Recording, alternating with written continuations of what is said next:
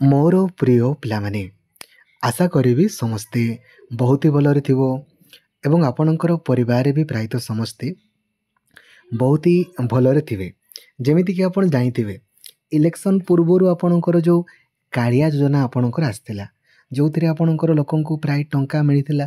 ଥରେ ଦୁଇଥର ତିନିଥର ଖଣ୍ଡେ ମିଳିଥିଲା, ତାପରେ ପୁରାପୁରି ବନ୍ଦ।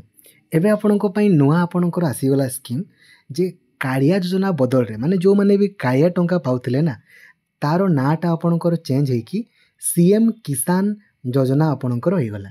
CM କିଷାନ ଯୋଜନା। ଆଉ ଏଥିରେ ଏଇଟା ଅଳ୍ପ ସମୟ ପୂର୍ବରୁ ହିଁ ଆମର ଉପମୁଖ୍ୟମନ୍ତ୍ରୀ ତାହା ଆସେମ୍ବଲିରେ ଆପଣଙ୍କର ଘୋଷଣା କରିଛନ୍ତି।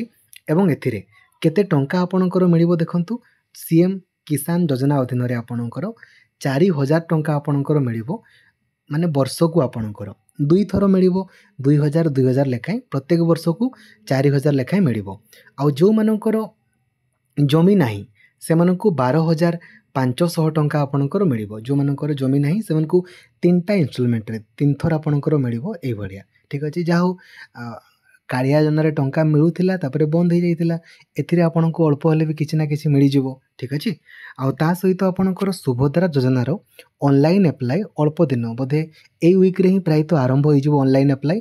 ୱେବସାଇଟ୍ ବର୍ତ୍ତମାନ ରେଡ଼ି ହେଉଛି। ଠିକ୍ ଅଛି, ଆଉ ଯେଉଁ ଶବ୍ଦ କରୁଛି ଏପଟେ କରେକ୍ଟ ନାହିଁ। ଥ୍ୟାଙ୍କ ୟୁ, ଜୟ ଜଗନ୍ନାଥ, ଧନ୍ୟବାଦ। ଆପଣଙ୍କ ପଟେ ଅଛି କି ନାହିଁ କମେଣ୍ଟ କରିକି ନିହାତି ଜଣାଇବେ। Thank you.